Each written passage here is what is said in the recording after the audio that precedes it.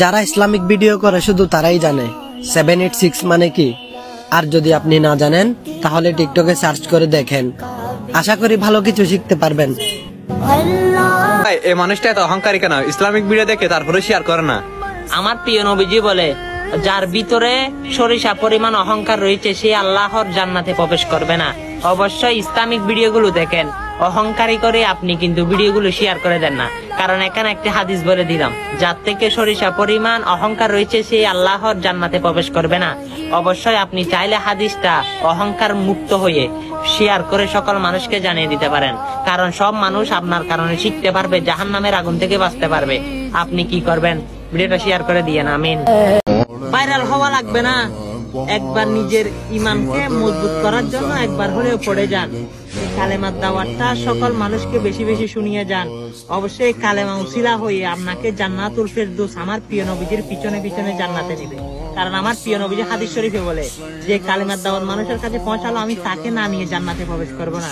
অবশ্যই সবকিছু ভাইরাল করতে পারেন, গান, নাচ, নানান অপ্রয়োজনীয় জিনিস সবগুলো ভাইরাল করেন।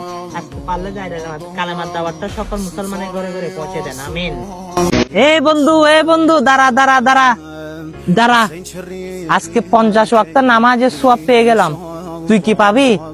তাহলে শিখে নে। এ বন্ধু, তাহলে ধর এটা নে। আরে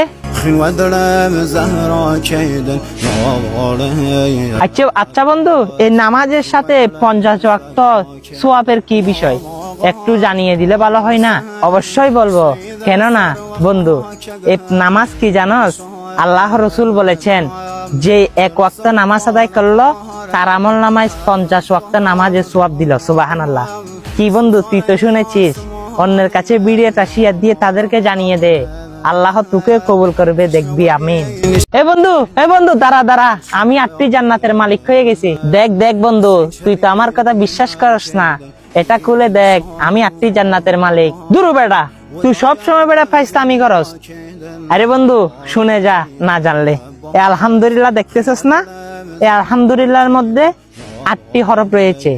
আল্লাহ রাব্বুল আলামিন বলেছে, যে একবার আলহামদুলিল্লাহ পাঠ করবে সে 8টি জান্নাতের মালিক বানিয়ে দিবে। সুবহানাল্লাহ। কি ভিডিওটা তবু বন্ধু অপর বন্ধুকে পাঠিয়ে দিবি না? পাঠিয়ে দে। আমিন।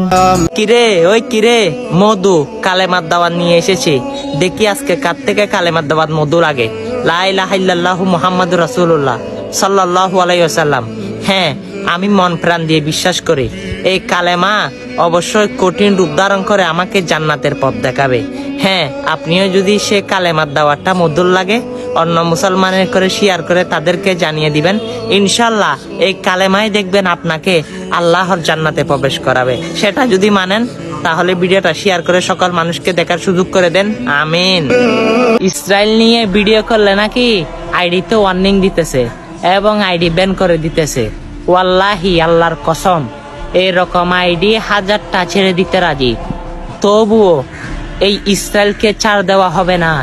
অবশ্যই বাংলার জমিন থেকে এই ইসরায়েলের সবকিছু পণ্যকে বয়কট করতে হবে এবং সকল মুসলমানরা ইনশাল্লাহ সেটা করে দেখাবে।